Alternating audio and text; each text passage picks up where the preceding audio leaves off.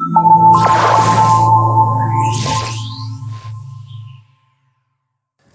thanks a lot, Jason. So good afternoon, everybody. My name is Fred, and I'm the Chief Commercial Officer at Araxxe.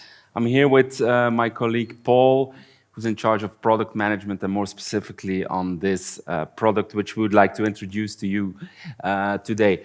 I'll give a brief introduction on the company, and then Paul will bring us more into the topic of today. So who we are? So Araxxe is a French company. We're headquartered in Lyon. And basically, everything we do is based on test event generation. So we have deployed a global network of test call generators, so worldwide, which are all connected to a central platform. And on top of that platform, we've also added what we call telecom resources. So we own SIM cards, we're connected to fixed line, wholesale carriers, and all that, let's say, ecosystem is used for testing purposes. So we're basically active in 3 domains. On the one hand, fraud detection. So the company has been founded 15 years ago, and initially we have been extremely active in detecting all kinds of interconnection frauds. But then afterwards, we also started to do retail billing verification. So we basically, because of the platform that we have, we're able to test retail offers, which are launched by mobile operators in the market. And these days, we're moving more and more into the wholesale space, meaning roaming and interconnection. And what we're going to present you today is one of our products, which we've successfully been launching recently in the market. So, Paul, go ahead. Thank you, Fred. Okay, so basically over the next 10 minutes or so, I'm going to talk through 4 main points. The first of all is what we perceive is the problem, and why we believe operators should monitor more closely their international transit carriers. Secondly, I'm going to explain what we think operators should be doing. And by that, I mean the solution that we actually provide. I'm going to talk you through a case study for one of the biggest operators in North America that we've been working with over the last year, and show you the results of what we've been doing with those guys over that period of time. And then finally, I'll talk through the corrective actions. What should operators do with the data that we actually provide? So let me start off by talking about, first of all, what is the problem, yeah? So within Araxxe, we're generating tens of thousands of test transactions every day, 365 days a year.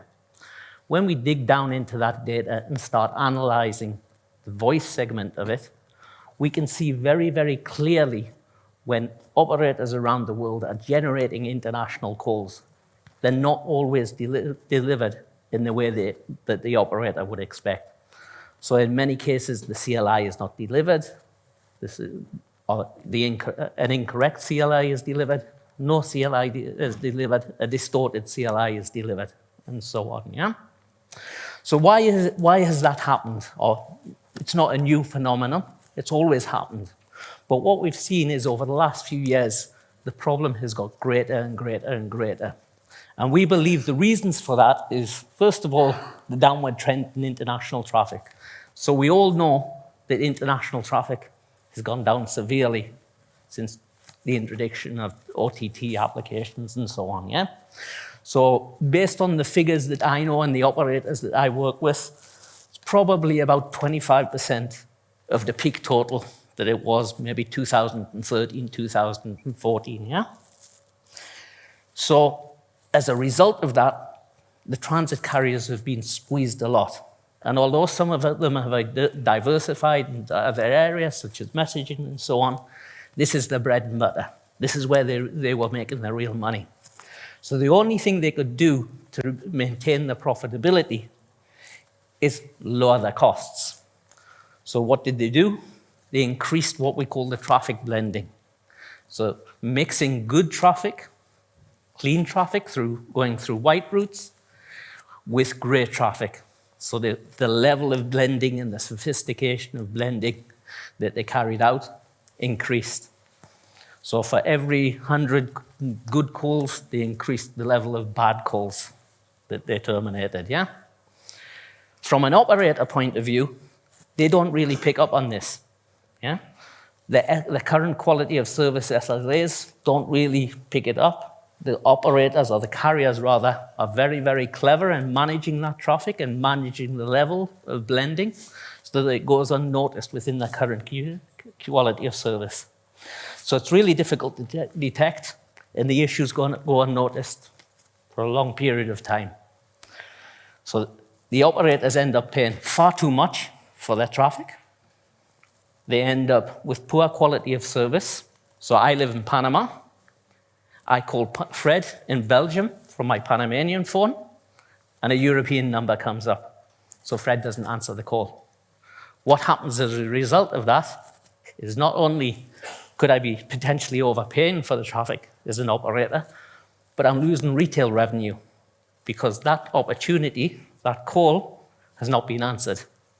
I also lose the opportunity for the return call because the correct CLI has not been delivered. Fred doesn't know I've called him, so he doesn't call me back.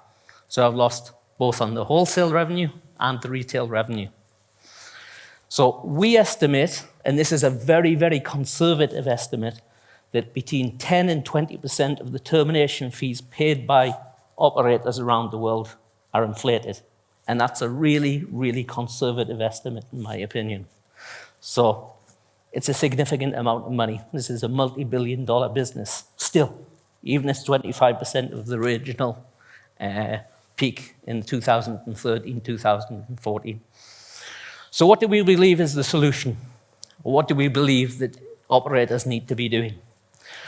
First of all, continuous end-to-end testing. Individual one-off testing won't solve the problem. You get a complaint from your customer, and if it eventually gets through to the right people, they might run a one-off test.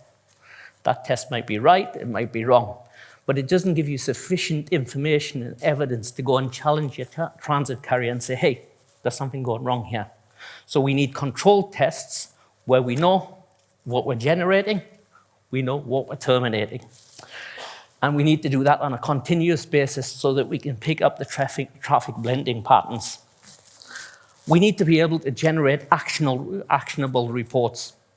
So in effect, we need to take the information that we've identified through the testing and be able to present it to our transit carriers as evidence of what we've seen so that they can change their behavior.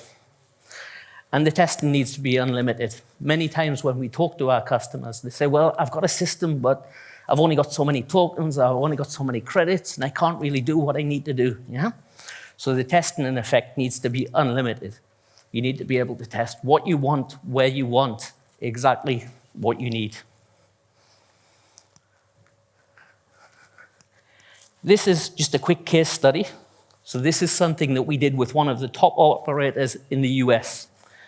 We started about 1 year ago, and I've given you the graph of what we found. And it's really, really shocking. They were absolutely blown out of the water when they saw the results, yeah? So when we started testing with them, we actually tested to about 40 countries, which accounted for 90%, 98% of their spend on international traffic, so 98% of the wholesale costs. When we first tested, 56% of all the calls that we tested ended up with an incorrect CLI when it was delivered. So either the CLI was distorted, the CLI was a null, a zero value, or it was a modified number, either a European number going into Europe or a local number, etc. Yeah? So 56%, when we presented that to them, they started working on the issues week by week. So every week, they took a corrective action. And over the period between the first week and the 26th week, we actually managed to reduce the infection rate from 56% to 5%. So a significant change in the carrier behavior. We did encounter some problems along the way. Carriers are not going to give up that margin in an easy way. So there was a couple of times during the process when we saw spikes because carriers tried to do something a little bit different, tried to avoid the testing and so on. So there was a couple of spikes in there. And it's an ongoing, continuous process. If we stop testing, the bad behavior will return. Oh, sorry. So what are the corrective actions that can be taken? Yeah? Well, it's very straightforward. You hold your first hop, your carrier partner, responsible. You don't need to worry about what's happening 2, 3, 4 steps down the chain. It wasn't me, it was somebody else. No. I pay you for a certain quality, therefore you are accountable. Yeah? So the first step, obviously issue formal warnings. You've now got the evidence, you've now got the reports to be able to say, guys, I know what you're doing. Please change your behavior. You promised me this quality, and you're delivering a lower quality. Obviously, if that doesn't work, you can threaten, you can make claims against the carrier based on the SLAs. And if you have penalties within your contract, maybe you could apply those. You've got the option just to completely switch. So you're not working out for me, I'll go to somebody else. I'll give my traffic to somebody else, yeah?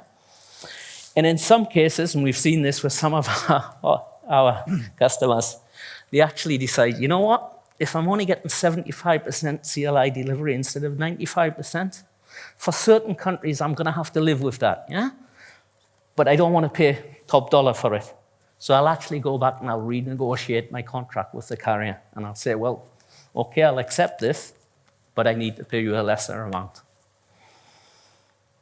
Thanks, Paul. So Lions, why do we think this is innovative? First of all, there's a commercial innovation. We live in an unlimited world.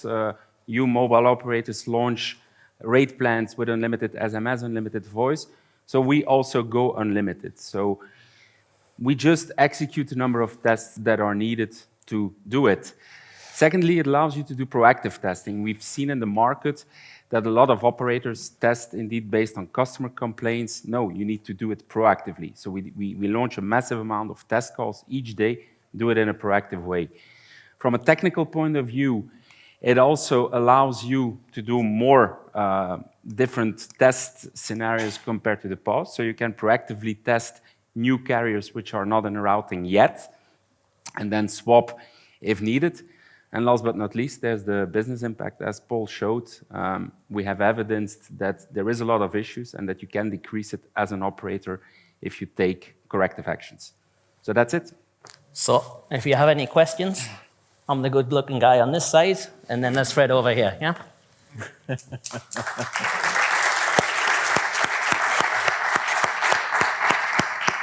Excellent, guys. Thank you very much.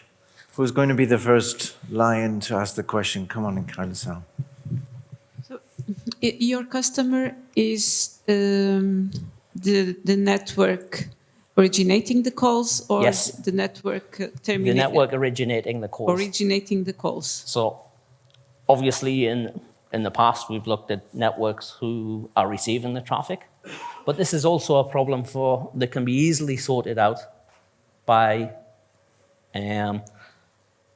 people that are originating the traffic, the operators that are originating the traffic. So if I set a deal with my customer, or my transit carrier, that I deliver 100% CLI, good quality traffic, and I pay top dollar for it, yeah, to a certain destination.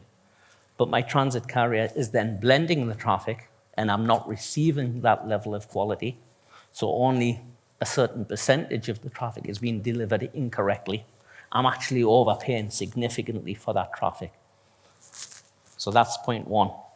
The second point is, because the CLIs are not being delivered correctly, the example I gave with Fred. I'm in Panama, I call Fred. A European number comes up, a Portuguese number comes up, rather than my Panamanian number. Fred doesn't know that it's Paul calling, so he doesn't answer the call. It's Portuguese? No, I don't know that number, yeah? Because it's not my number that comes up, he can't call me back.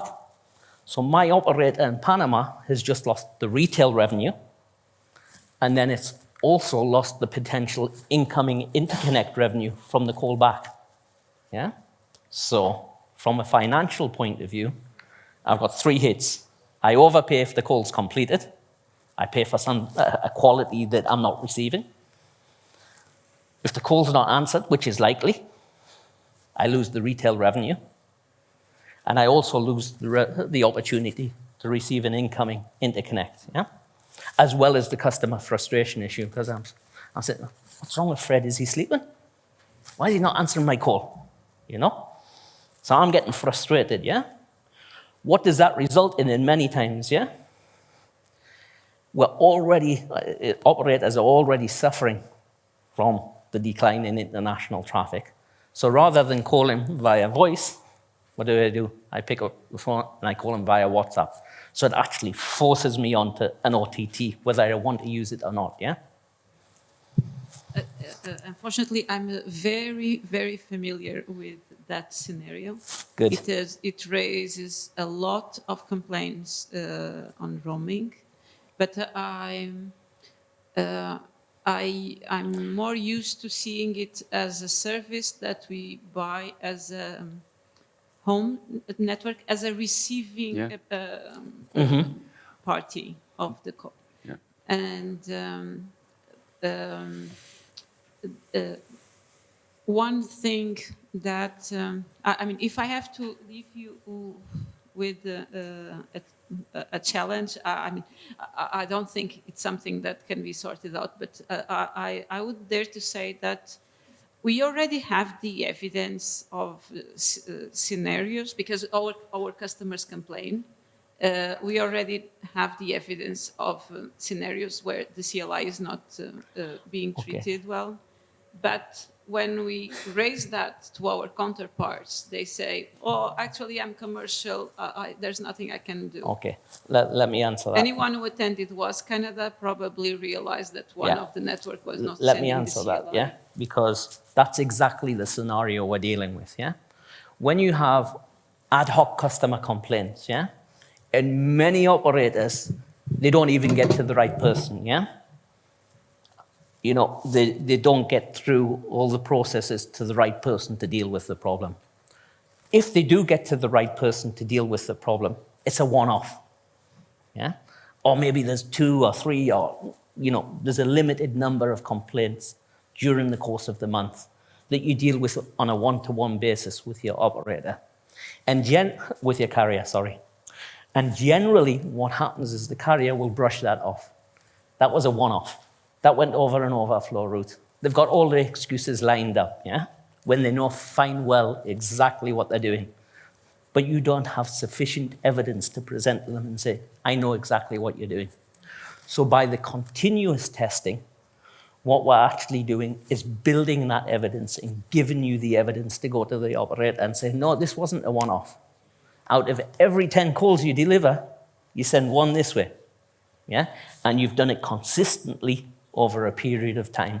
So we know exactly what you're doing. You either clean it up, or we move our traffic to somebody else that will manage it properly. We've maybe just to add on that, we've seen it with the North American operator. You know, when we started working for them, around 50% was not correctly delivered. But really by providing the evidence and taking quick actions, because we also do live in a time now where traffic and routing changes quickly, they were successfully able to take action. So basically, sorry, go ahead. One thing, maybe it's a myth that is said, that I heard, is that sometimes the parties which are manipulating the CLI actually whitelist the testing SIM cards. Yes. Is that something that you are ready to handle? That's an excellent point, yeah? And yes, they do whitelist, yeah?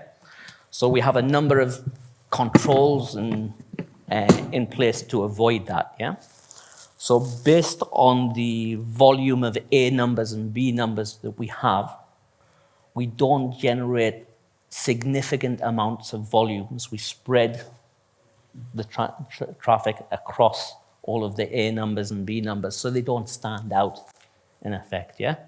And what we do is we complete some of the calls. So what they're looking for when they do this whitelisting, blacklisting, is a pattern of lots of unanswered calls between certain A numbers and B numbers and so on, yeah?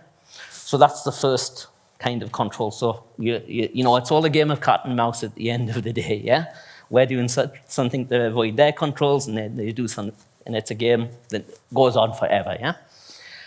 The second thing that we do is we make sure that we rotate the numbers on a regular basis. So before they can be, even if they got whitelisted, they would be changed over anyway. So we're avoiding that in two different ways, yeah?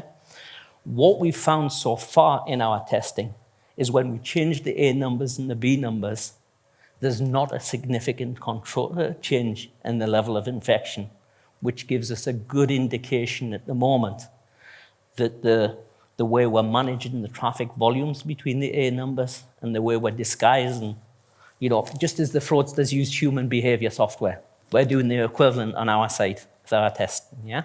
And just to add on that, so we do have a global supply of SIM cards, so which means we can change SIM cards if needed. And the pool of SIM cards which is used is also mutualized amongst all customers. So meaning you don't always see traffic from operator A to a specific SIM card. It also comes from other customers, from other countries, from other continents. Yeah. So it looks nice, but as Paul said, of course we do have control mechanisms to make sure that they don't get whitelisted. So, yes. And just the last point I wanted to make on that. So far, and it may change in the future, when we've changed the A number and B number combinations, we haven't seen a significant rise in what we call the infection rate, so the level of fraud. And these are, new numbers that haven't been used in testing before when we replace them out. So it's a good indication that with the controls that we have in place and the way that we manage to call volumes, our human behavior software, if you want to call it that, yeah, is good for now, yeah? Will it be in 3 months or 6 months? Maybe not, and maybe we need to do something different, yeah? Going back to who the customer would be, the terminating network or the originating, for me, because I'm concerned mostly with the experience of my customer abroad, this scenario of a terminating call in my network would be even more interesting than the originating call. So you mean testing with an outbound roamer? Yeah. Although, testing the outbound call would be relevant for when my roamer receives a call, because the call would start in Portugal. Just to clarify, Go ahead. of course, we test both sides. We test outgoing, we test incoming. When we test incoming, for example, we work with local SIM cards, but also with roaming SIM cards of the operator. So, for example, North Portugal customer roaming in Australia calling back Portugal. And it's the other way around as well. For outgoing traffic, we test local customer traffic, but also inbound roaming traffic. Because we have noticed that also routing is often different between local traffic going internationally and inbound roaming traffic going out internationally. So all that is covered. Yeah. So very, very, very good. It's really a very dear service for me, because I have to deal with some of those complaints, and I think it should be a dear service to all of us, because it's not only about providing a service. It is, and also about what I have seen, preventing a lot of couples from arguing. Because I get calls from colleagues saying, listen, my husband told me you went to Singapore on business and is calling me with a number from Austria. How come? Okay, I'm going to tell you a story now, yeah? The reason this came up with this specific North American, or this issue was raised, they didn't know about it. One of the triggers for this to actually become a problem for them is one of the very, very senior executives was overseas, and his wife was trying to call him, and she tried to call him, and a local number coming up, so he doesn't answer. And she tried to call him again, and a local number come up, and he didn't answer. And she tried to call him again, local number come up, and he didn't answer. And he didn't call her back. Yeah? And when he got home, he was in big, big trouble, huh? So he said, listen, we've got to do something about this. We've got to understand how often this happens, yeah? And that was not because of anything that they noticed internally. It was that was the trigger. And then when we did the initial POC and we showed them the results, they were like, is this real? And we said, but look, here's the evidence. This is the end-to-end testing that we've carried out, yeah? Just one other point that might be interesting for you. Sometimes within specific countries, we see big differences between the operators. So the infection rates to different operators within the same country, yeah? So two, can I mention the names of the countries? Yeah? Jamaica and Egypt are two countries that just stood out off the top of my head, yeah? So one of the operators in Jamaica was completely clean, and then the infection rate to the other operator was 25%. And then in Egypt, there was 3 operators, and I can't remember which one was which, but one was very low infection rate, one was around about 10%, and then the last one was around about 30%. So even within the countries, it might be helpful for you for your roaming agreements and who you want to steer with and so on, yeah? Thank you, Paul. Any more questions from the Lions? I have a lot of questions. Can you give me some time, please? First of all, I can give you a short time because we've just got a short time. How the service is integrated with the network infrastructure for the mobile operator. Second question, how is the commercial model you're working with? Third question, because of your experience in such a field, can you recommend for me as an operator the best carrier for a certain country? So you can, for example, tell me that carrier X have the best quality for India, carrier Y had the best quality for Egypt, and so on. Okay. And the last question, during the whole presentation, you're talking about the CLI as a KPI for monitoring, but there is a lot of other international issues, like drop calls, echo, a lot of other KPIs. Are you monitoring all these KPIs or only the CLI? So you can start. Okay. So in terms of the KPIs, yes, we can extend that range of KPIs depending upon the requirements of the operator. Because we've completed the call and we've recorded the call, we can create all kinds of KPIs. So it's really a negotiation, or it's really based on the needs of the operator, which KPIs we put in place, yeah? In the specific examples that the specific customers that we've worked with so far, the number 1 KPI was the CLI delivery, yeah? But, there's obviously a whole range of things that we could be looking at, yeah? You asked too many questions all at once, yeah? The other one about integration. Integration. So what our customers are actually doing, yeah, is 2 things, yeah? They're looking at the statistics and they're working based on the results of the statistics. So it's not automatically updating and changing routings. They don't necessarily, when they see a KPI that's maybe a little below their expectation, they don't necessarily just want to jump from one carrier to another because of the agreements that have. Sorry. My network infrastructure. So how the system is integrated in my network. Okay. So there's really 2 types of origin, if you want, yeah? We can do it with SIM cards, and that means really no integration. We just need to put a test call device in your network.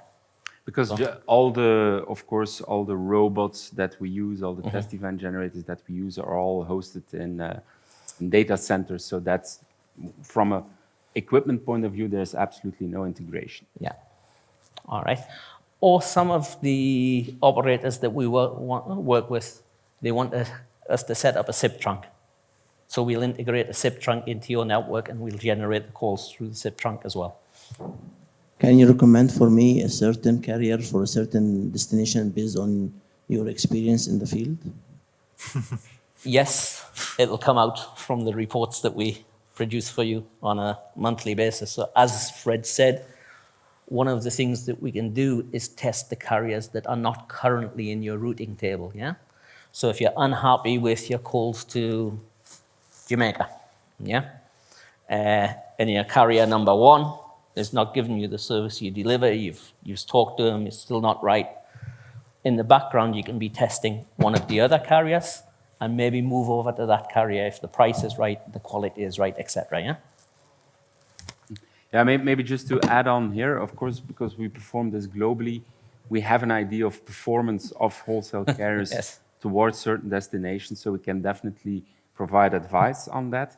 And secondly, coming back on your question on the commercial model, as I said, it's unlimited, so we do not work with test tokens or whatsoever. It's a service model, so people perform the service on your behalf with, of course, the input from your side. And if your technical team, if your engineers want to perform test calls themselves with the service, that's what we call our ad hoc capability. That's also all included, unlimited, so it's a monthly service fee. It's very straightforward. Okay, Mahala, I think you had a question. A short one. Have you explored other options to detect this type of issues apart from continuous testing? Yeah, you've probably heard before that we want to decrease the number of testing. So have you explored other options to detect such behavior? Well, first of Think you all, got your answer. first of all, because we followed also the discussions on first of all, there's a difference between implementation testing and then quality of service testing. I'm afraid that if you're going to lower the implementation testing, that more quality of service testing will be needed. On top, we are a testing company, so no, we do not. We strongly believe that testing is needed, but proactively, not reactively, because if you do reactive testing, it's always based on customer complaints of issues that or issues that have occurred. So we strongly believe that you need to perform it based on pure proactive testing, but in an unlimited way, which means you can perfectly budget and there's no dependencies on, for example, my test tokens are finished, so I need to buy a new package. Easy to budget. Let me just add one thing there, yeah? We talked a lot about AI this afternoon and this morning, yeah? We should always remember that operators are not the only ones using AI. Fraudsters use it as well, yeah? And they have a lot of money because they make a lot of money out of frauds like this to invest. And that's their bread and butter. That's what they do day and night, yeah? So when you've got a profitable business, you're not going to give it up easily, yeah? So even, when we're doing applying different kinds of clever technology, they're applying and countering everything that we do. So there's a constant game of cat and mouse, yeah? And sometimes we think we've addressed situations, and the only way that we can see what's really happening is through this kind of testing, yeah? So, this tells me, I think this is happening because I've got my clever kind of solutions in place, but what is actually happening? What's the real situation? And this helps you to discover that, and then trigger new innovations on your other systems, on your AI, etc., to improve the quality of your controls. So it's very complementary. Okay, thank you very much. Anneli, you didn't have any time for a question. Do you have something? Or it's clear? Yes, okay, perfect, thank you. Any question from the audience? We have 2 questions, that's all we can take. So quickly with microphones, please. We're eating a little bit into our coffee break, so if you could ask the questions. So, hello. Actually, your proposal is very nice, but the real fraud happens and the real financial damage happens on the termination side. In Europe, we used to have, and at least in some countries, we used to have A-number billing. That means the call from Panama to, for instance, Austria would cost 16 cents. Yeah. When you fake the A number and blend by Portuguese number or by UK number, it's 0.1 cent. So you see this huge margin is made by the fraudster, which is either the transit carrier or probably there's some other one in between because you never know, you cannot trace in the protocol normally which carriers are in between. But I think you can expand your solution also helping the termination carrier. Because here we are suffering really a lot, and even the 5% of these international calls are generating a huge impact on our margin, what we are generating. So just to answer that, for the last 18 years, that's what we've been doing. Yeah. That's how we help. We started to work on the terminating side rather than the originating side. And we even do help operators that block this kind of traffic in real time. So it exists already. So modified CLI spoofing, blocked in real time, assisted by test event Yeah, generation. and some of the issues that you mentioned before, like the whitelist and so on, we have our controls in place to try and avoid that, and our systems and processes in place to try and avoid that. So it's something that we're very, very aware of, yeah? So yeah, point taken, but it's another service that we offer, yeah? Last question over here. Yeah, Vladimir Flanagan.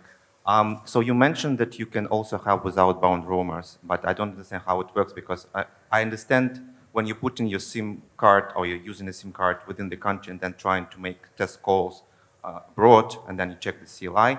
But like, how does it work with outbound roamers? Then you would need, I don't know, 100 SIM cards from all over the world for being installed in one country and another country and another country. So actually, the SIM cards are held in our head office in Lyon, and we use multiplexing to actually virtualize the SIMs to different test devices we have around the world. So if we have a US SIM, we could virtualize it to anywhere in the world. One more note. So you were saying that operator is losing money when choosing a provider that is not delivering CLI. But I think the reality is that mobile operator, because of the issue that was mentioned, the difference between local rate or European Union rate and international rate, they tend to, to sacrifice CLI to pay less in many cases. Yeah. So in that cases, they knowingly do that because their request is to pay less. And in some countries, the rate would be as high as 50 cents per minute or whatever. Well, if I may already comment on that, there is absolutely no problem to route your traffic through non-CLI route, if that's a decision, a business decision from you. But what we have seen is that people pay for premium quality and get low quality. That's what we want to avoid. So, but if you as an operator decide, I want to route 80% of my traffic. That can happen, but I think since overall voice traffic is actually dropping over last year, so the carriers, the transit carriers, the aggregators, they really think of providing better quality, otherwise we just lose the traffic because there is zero tolerance from operators, especially when it comes to roaming traffic, which is, very sensitive one. So I think this is a lower problem overall in the voice business, to be honest. And answering the question that Mohammed raised, and Michaela, I think the answer is how do you choose the one that is, how do you reduce the number of tests? I think the answer, you choose the right partner for your voice traffic. That might help a lot. You choose the right partner and you verify the right